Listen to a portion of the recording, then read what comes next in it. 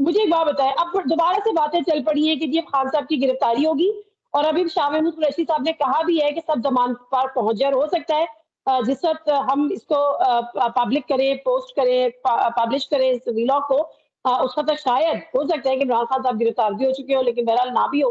تو اب یہ اطلاعات ہیں کہ جی عمران خان صاحب کو گرفتار کریں گے، اگلا ہدف وہ ہے، پلس عمران خان صاحب کو نائل کریں گے، عمران خان صاحب کو مائنس کریں گے۔ تو آپ کو لگتا ہے کہ اس طرح سے نائل کرا دینے سے خان صاحب مائنس ہو جائیں گے، پی ٹی آئی مائنس ہو جائے گی؟ دیکھیں وقتی طور پہ تو ہو جائے گی، اس کی وجہ یہ ہے کہ حکومت یہ جو کام کر رہی ہے، جو جس طرح فیڈرل گورنمنٹ ری ایکشن لے رہی ہے، ان کو بہت سارا اطمینان ہے کہ پبلک ری ایکشن خاص نہیں ہو، اور وہ ہم نے دیکھا بھی کہ پبلک ری ایکشن جو ہے بہت زبانی ری ایکشن تو ہے کہ سوشل میڈیا پہ بڑی لان تان اور برا بھلا کہا جاتا ہے، افواج پاکستان کو بھی، گورنمنٹ کو بھی، سب وہ چیزیں چل رہی، لیکن ایسا نہیں ہے کہ کوئی ایسا کام باہر ہو کہ جناب خان صاحب پکڑے گئے، گرفتار ہو گئے تو کل سے پورا ملک بند ہو گیا، کل سے لوگ دفتروں میں نہیں جا رہے، وہ چیز نہیں ہے۔ لہذا حکومت کو یہ نظر آتا ہے کہ یہ سب کچھ کرنے کے بعد بھی ہم حکومت چلاتے رہیں گے، ہمارا معاملہ چلتا رہے گا، تو ہر قدم ان کو آگے وہ جو لینا چاہیں گے لیں گے۔ یہ چیزیں ان کو انکریج کرتی ہیں کہ آپ پکڑیں، مار دھاڑ کریں، کچھ نہیں ہوگا، لہذا یہ خان صاحب کو ریسٹ کریں گے اور یہ چیزیں چلیں۔ فرق صرف یہ پڑتا ہے کہ یہ جو کچھ کر رہے ہیں یہ سارا کچھ ہوگا کامیاب، لیکن عارضی۔ عمران خان جو ہے وہ لوگوں کے ایک امید بن چکا ہے، وہ اچھا ہے، برا ہے، کچھ ہے۔ میں نے دیکھا ہے کہ اس کے خلاف جو جو کچھ یہ کہتے رہے، کرتے رہے، آڈیوز، ویڈیوز، یہ وہ سب، ان سب چیزوں کا کوئی اثر نہیں۔ اس کی وجہ بنیادی یہ ہے اچھا، کہ جب لوگ اس کا موازنہ کرتے ہیں پی ڈی ایم کی 13 جماعتوں میں بیٹھے ہوئے لوگوں کے ساتھ، تو ان کو وہ فرشتہ نظر آنا شروع ہو جاتا ہے۔ وہ سمجھتے ہیں کہ جو سیاہ کار ادھر ہے وہ ان سے تو بہت بہتر ہے۔ تو یہ وہ چیز ہے، اور خود دیکھیں ملک کے اندر ہے، وہ بھاگا نہیں ہوا، اس کے ایسٹس نہیں کہیں باہر پکڑے گئے۔ جتنے بھی شور مچایا کہ ہاں جی کبھی کہا فرق ہوگی، یہ وہ سب چیزیں لوگ اس پہ توجہ نہیں دیتے، وہ نہیں ہے۔ ایک آدمی خود آنےسٹ ہے، بولڈ ہے، اور اس کا نعرہ یہی تھا کہ میں کرپٹ لوگوں کو سزا دوں گا، وہ نہیں دے سکا اس لیے کہ چیف آف آرمی اسٹاف جو ہے وہ ان کے ساتھ ملا ہوا تھا۔ تو یہ چیز جو ہے یہ اس کی فیور میں گئی، اور جو جو کچھ یہ کرتے جا رہے ہیں حقیقتاً اس کی فیور میں جا رہا ہے۔ جس دن کبھی باہر آ کے الیکشن ہوئے وہ ان کے سروں پہ ناچے گا آ کے، وہ بالکل وہ جیت جائے گا الیکشن۔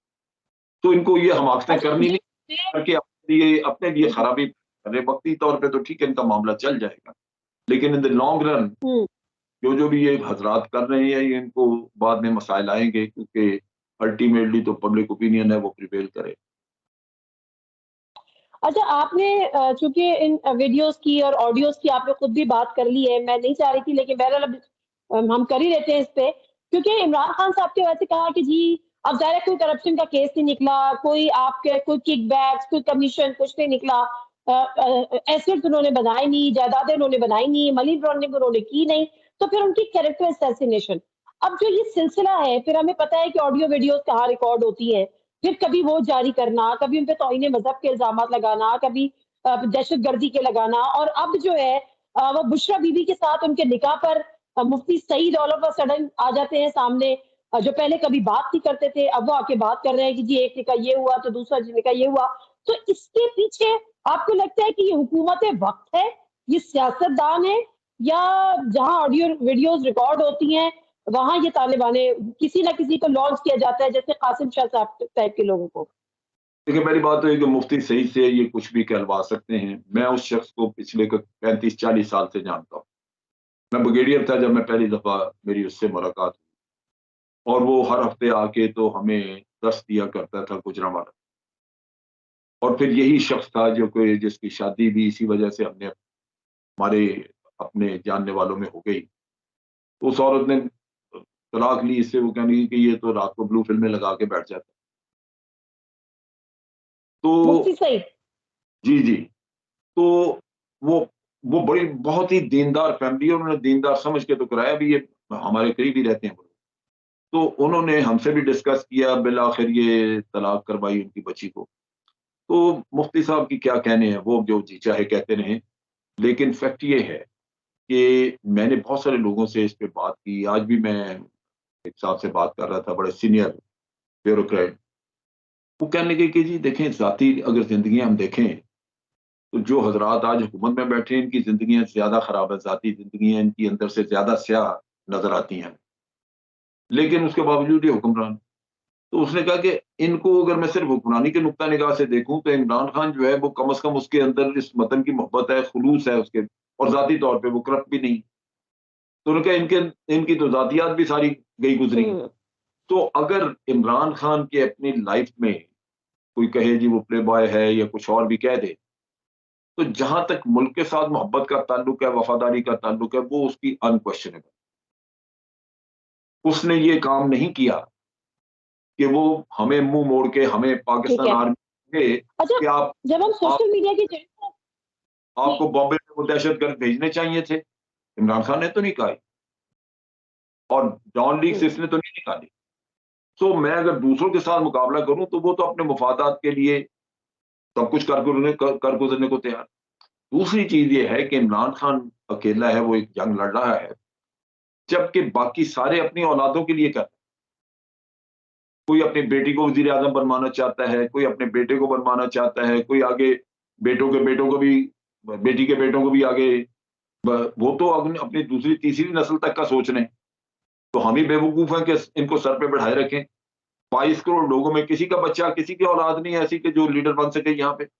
یہی سب سے ان کو آپ مقابلے میں بٹھا دیں تو یہ 20-25 ہزار روپے کی نوکری نہیں لے سکتے یہ لوگ, لیکن ہمارے وزیر اعظم بن جائیں گے.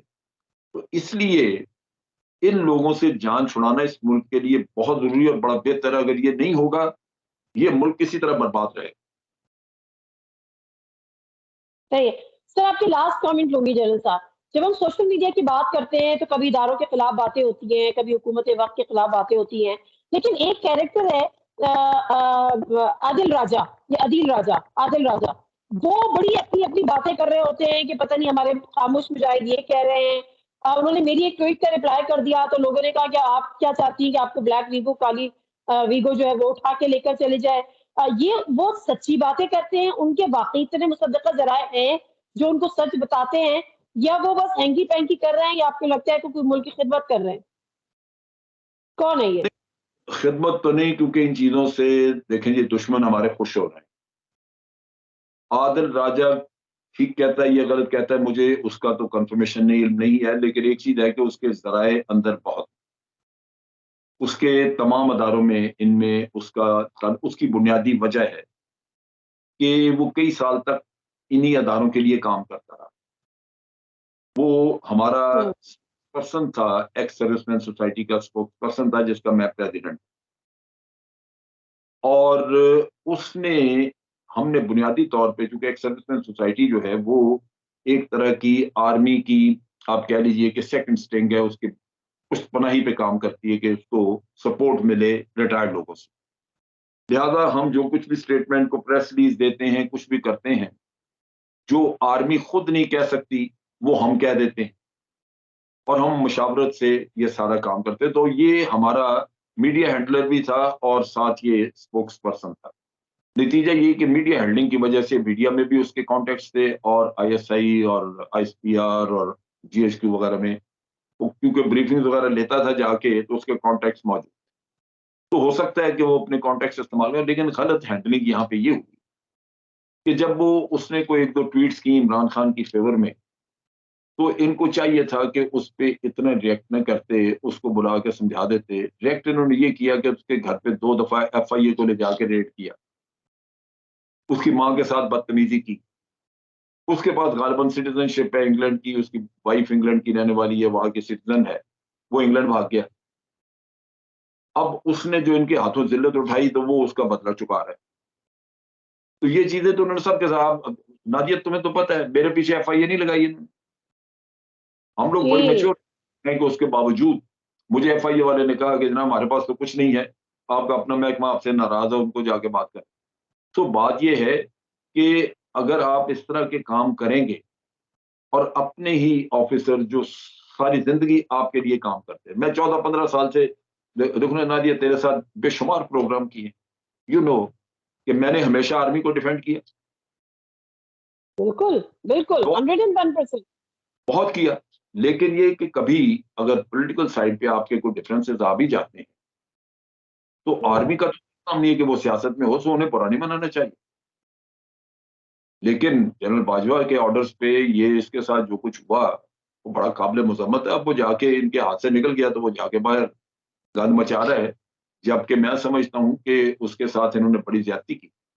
اس کے گھر پہ جس طرح ریڈز کیے، وہ کوئی ڈاکو چور تو نہیں تھا کہ آپ ریڈ کر کر کے اس کو پکڑنا چاہتے ہیں.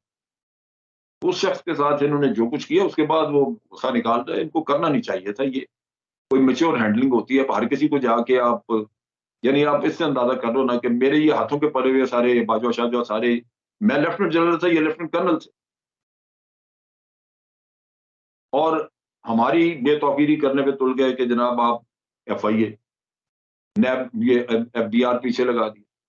تو جب یہ کا کرم ہے، میں نے تو کوئی ایسا حرکت کی نہیں ہوئی، نہ ایف بی آر سے مسئلہ آیا نہ کسی اور سے، ساری چیزوں میں سرخرو ہوئے اللہ کی رحمت سے. لیکن ان لوگوں کو سوچنا چاہیے کہ کیا آپ اپنے بزرگوں کو اس طرح ٹریٹ کرتے ہیں؟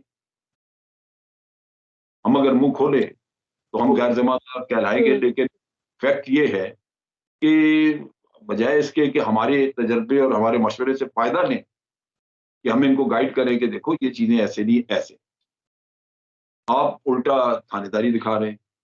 وہ نتیجہ یہ کہ آج ہاتھ سے وہ نکل گیا ہوا ہے اور وہ باہر بیٹھا ہے انگلینڈ، اور اس کا نہ کچھ بگاڑ سکتے ہیں نہ کچھ، اور وہ زہر اگلتا رہتا ہے صبح سے لے کے رات تک.